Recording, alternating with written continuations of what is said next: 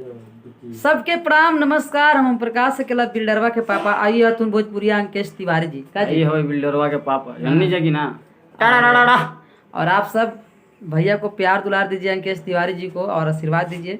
वो बहुत अच्छे कलाकार हैं और इनका कहते हो चैनलो हवा। हाँ चैनल हो और MX टकाटक, और मतलब हर छोटा छोटा वीडियो पर इनका इंटरटेनमेंट आता है। बहुत अच्छे दिलदार हैं और